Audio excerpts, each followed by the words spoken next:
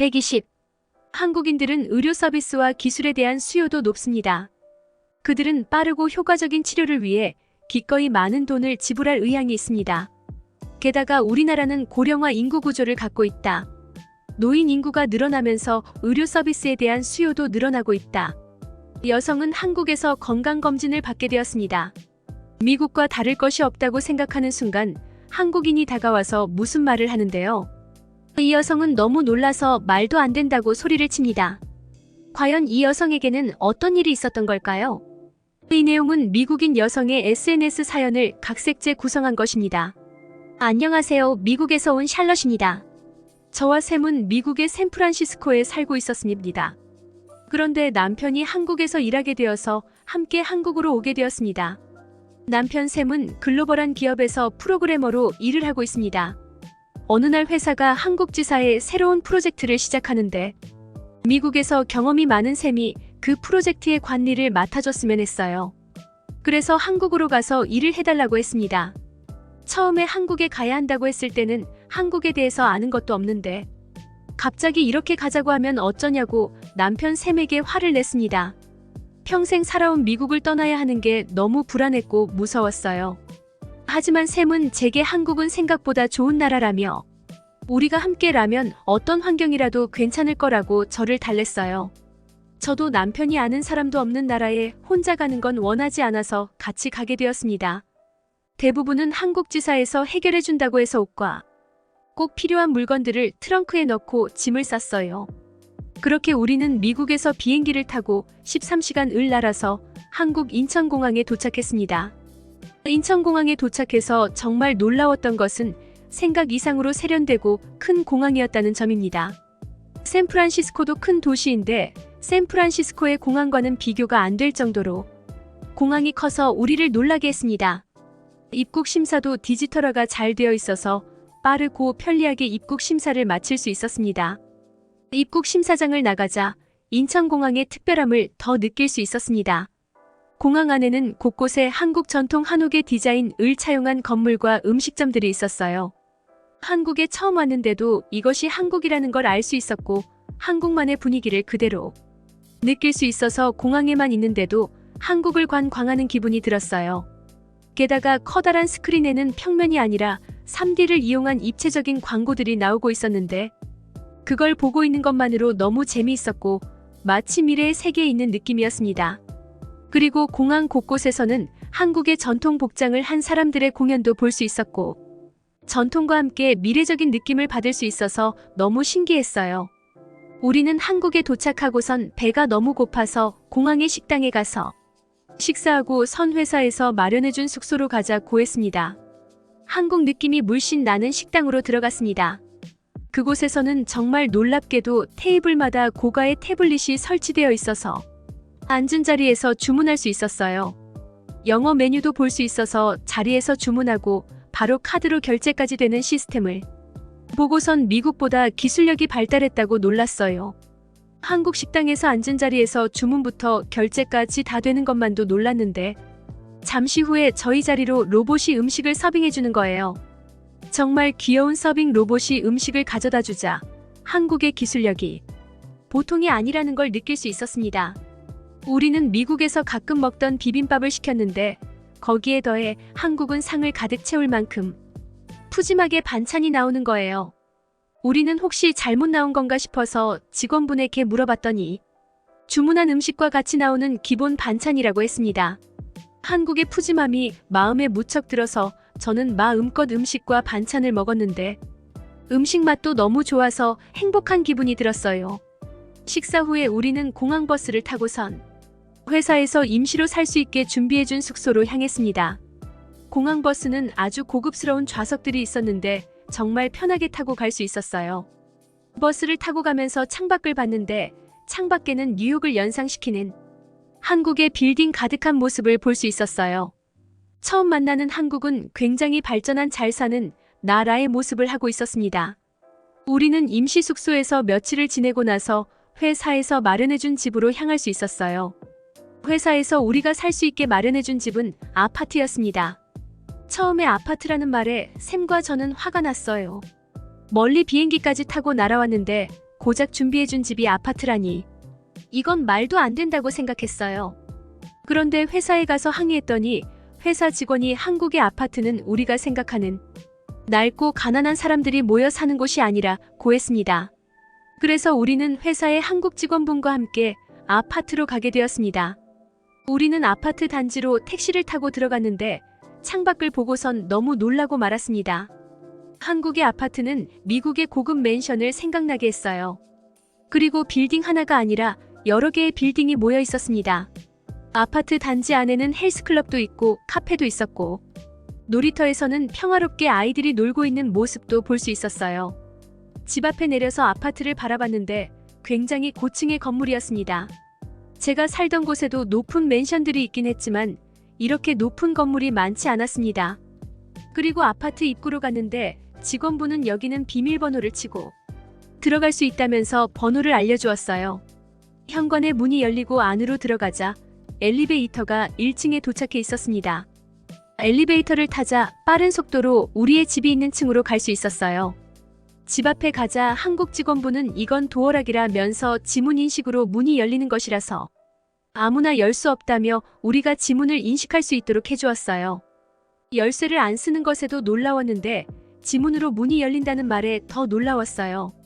미국에서는 아직도 열쇠를 사용하는 곳이 많아 서 열쇠를 잊고 나와서 집에 다시 들어가는 일이 많은 저는 도어락이 무척 마음에 들었습니다. 굳이 열쇠를 가지고 다닐 필요가 없는 한국은 정말 편리했어요. 집 안으로 들어가는데 갑자기 한국 직원은 저희에게 한국의 집은 모두 집에 들어갈 때 신발을 벗는다고 했어요. 우리는 신발을 벗고 집에 들어갔는데 미국처럼 바닥이 나무 바닥도 아니었고 깨끗해서 집안에서 신발을 신을 필요가 없었어요. 집안에서 신발을 신고 돌아다니고 침대에도 올라가고 했었는데 저는 이게 참 위생적이지 못하다고 생각하고 있었는데 한국은 집안을 깨끗하게 유지할 수 있을 것 같았어요. 집안에서 어떻게 하면 보일러를 켤 수 있는지, 외출할 때는 어떤 버튼을 누르면 되는지 이것저것 설명을 들었어요. 집안에는 냉장고며 가전제품들이 모두 갖춰져 있었고 세탁기도 있었어요. 저는 샘에게 집에 세탁기가 있다고 엄청나게 좋아했어요. 미국에서는 세탁기가 집안에 있는 곳은 무척 비싸서 우리는 공용 세탁실을 이용해야 했는데 가끔 세탁기에 세탁물을 넣어놓고 있거나 하면 우리 세탁물이 바닥에 내팽개져 있기도 해서 정말 화가 났었거든요. 게다가 냉장고는 얼마나 큰지 우리 두 사람이 넉넉하게 쓰고도 남을 정도로 큼직했어요. 우리는 그렇게 한국에 적응하면서 살기 시작했습니다. 한국은 미국에 비해서 복잡한 느낌이 있긴 했지만 여러 가지 편리한 점들이 많았어요. 대중교통이 잘 되어 있어서 굳이 차가 없어도 어디든 갈 수 있었고 늦게까지 상점과 음식점이 하는 건 정말 좋았습니다. 그리고 배달 문화가 너무 잘 되어 있어서 정말 식사 준비가 싫은 날에는 앱에서 주문만 하면 무슨 음식이든 집 앞까지 배달이 되었어요. 게다가 팁을 낼 필요가 없다는 건 정말 행복했습니다. 그러던 어느 날 남편의 회사에서 연간 건강검진을 받으라고 했습니다. 그런데 저는 건강검진을 받으러 가서 너무 큰 충격을 받았습니다. 한국 직장인들이라면 누구나 2년에 한 번씩건 간검진을 꼭 받아야 한다고 합니다.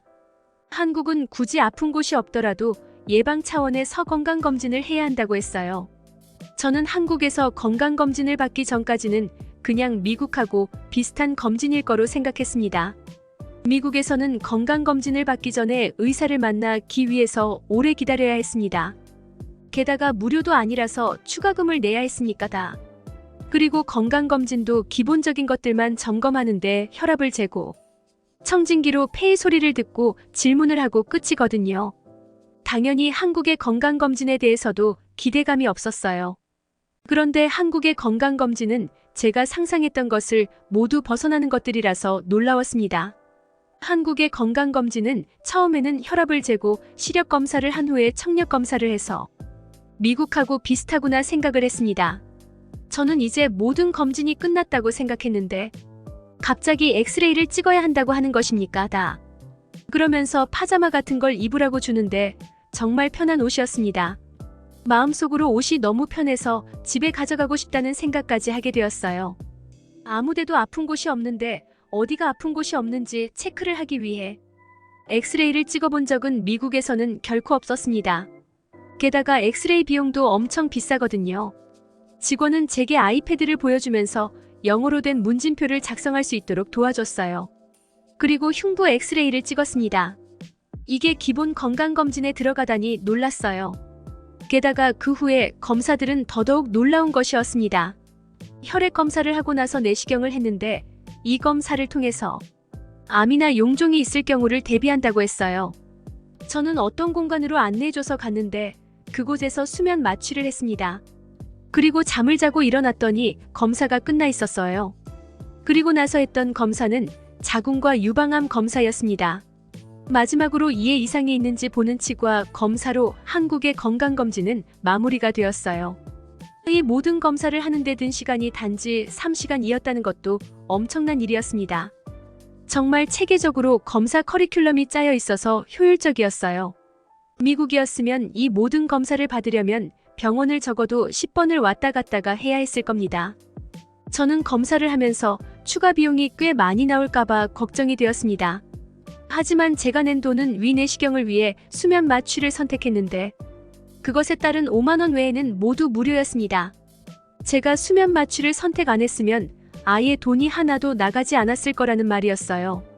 이렇게 많은 걸 해주는데 무료라니 정말 믿을 수가 없었습니다. 이런 검사가 한국에서 너무나 당연한 일이라는 걸 알고는 더더욱 놀랐습니다. 미국에서 제대로 건강검진을 하려면 최소 3,000달러에서 많게는 2만 달러. 한국 돈으로는 400만 원에서 3천만 원 가까이 들 수 있습니다. 그런데 한국에서는 이게 무료이거나 적은 돈으로 가능하다니. 저는 한국 병원은 대체 돈을 어떻게 버는 것인지 걱정이 되기까지 했습니다. 미국에 있을 때는 보험이 있어도 보험이 커버하는 병원비가 얼마 되지 않아서 정말 아픈 게 아니면 병원에 갈 생각도 못했습니다. 그리고 예약을 해도 의사를 만날 때까지 너무 오래 걸렸습니다. 얼마나 의사를 만나기 힘들면 의사를 만날 때쯤이면 아픈 게 자연치유가 될 정도였어요. 그리고 한국에 살면서 놀라웠던 일이라면 약을 일주일치 이상 처방을 안 해주는 것이었어요. 제가 왜 이게 놀라웠냐면 미국에서는 하도 의사를 만나기 힘들고 병원비도 비싸서 약을 한 달, 2달치씩 처방해주는 게 기본이었거든요. 처음에 한국 사람들은 아프면 그냥 병원을 가라고 말해서 저는 정말 놀랐습니다. 병원비 때문에 겁을 먹고 병원을 갔는데 병원비가 10,000원도 나오지 않아서 병원 영수증을 한참 보며 제가 한국 돈에 익숙하지 않아서 잘 못 본 건가 생각하기까지 했습니다. 이래서 한국 사람들은 아프면 참지 말고 병원에 가라는 말을 했다는 걸 알게 되었습니다. 게다가 의사소통에 어려움이 있을까 걱정했는데 조금 큰 병원에 갔더니 의사 선생님이 영어 소통도 가능했고 통역사가 와주기도 했어요. 그리고 한국 병원에 가서 놀랐던 점이라면 과잉 진료를 하지 않고 환자의 건강을 생각해준다는 느낌을 받았어요. 하지만 미국에서는 병원에 가면 바가지를 쓰지 않도록 바짝 긴장해야 한다는 슬픈 점이 있었습니다. 그래서 한국 사람들이 참 부러웠어요. 하지만 한국 사람을 부러워할 일은 이것으로 끝이 아니었습니다. 건강검진에서 시력 검사를 했다고 했죠. 그런데 제 눈이 많이 나빠져서 쓰던 안경을 바꿔야 할 때가 왔습니다. 저도 제 눈이 예전에 비해 많이 나빠진 걸 느끼고 있었어요. 그래서 미루고 있었는데 남편에게 제가 눈이 많이 나빠졌다고 이야기했더니 바로 다음날 같이 안경점을 가자고 했어요. 저는 안경이 얼마나 비싼데 조금 더 버텨보겠다고 했습니다. 그러자 남편은 한국에 있을 때 안경점을 가야 한다고 말하는 거예요. 저는 샘이 왜 갑자기 그러는지 알 수가 없었습니다. 안경점으로 들어갔더니 제 시력 검사를 다시 해주었는데 이게 모두 무료였어요. 미국이라면 시력 검사를 병원에서 받아와야 해서 진단서 끊는 비용만 약 6만 원 정도였습니다. 그리고 안경테를 보여주면서 가격을 이야기해 주었는데 가장 싼 안경테는 1만 원에서부터 3만 원대, 5만 원대 그리고 비싼 건 10만 원대까지 있었어요. 저는 너무 놀라서 소리를 칠 뻔했습니다. 이렇게 싸다고요? 안경 렌즈는 5만 원 정도라서 저는 신이 나서 여러 디자인의 안경을 써봤어요. 정말 다양한 디자인이 있었고 엄청 가벼웠어요. 그리고 더 놀라웠던 것은 미국이었으면 안경이 완성될 때까지 며칠 정도는 시간이 필요했는데 한국에서는 20분 만에 완성된 안경을 받을 수 있었습니다. 미국에서 안경을 맞추려면 보험이 적용되면 $300 한국 돈으로 35만 원 정도였고 보험이 없으면 $900 약 108만 원 정도입니까 다. 그게 끝이 아니라 진단서 끊는 비용이 $40 약 6만 원이었습니다. 요즘은 온라인 사이트가 생겨서 많이 싸졌다고 하긴 하지만 한국의 안경 가격은 말도 안 되게 싼 가격이었어요. 그리고 한국은 안경점도 이곳저곳 많이 있어서 이렇게 편하고 싸게 안경을 살 수 있다니 너무 행복했습니다. 병원과 의료에 관해서는 한국은 선진국이었습니다. 직접 경험을 해볼수록 한국이 대단하다고 느껴졌어요. 저는 이렇게 놀랍고 멋진 한국에서 생활해 나갈수록 미국으로 돌아가는 게 걱정이 되고 있어요. 한국에서 살다 미국으로 가서 살 수 있을지 잘 모르겠어요. 한국에 익숙해질수록 한국이 좋아지고 있네요. 저의 이야기는 여기까지입니다. 여러분 샬럿 씨의 이야기 어떻게 보셨나요? 많은 외국인이 한국의 의료를 경험하고 놀랍니다.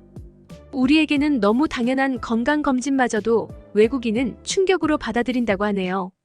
샬럿 씨는 한국의 건강검진을 경험하고선 그 놀랍고 발전된 시스템에 한국 의료를 무척 부럽게 생각하게 되었다는 이야기였습니다. 한국의 인프라는 세계적이지. 한국의 맛을 알고 나면 미국 가서 못 살 걸.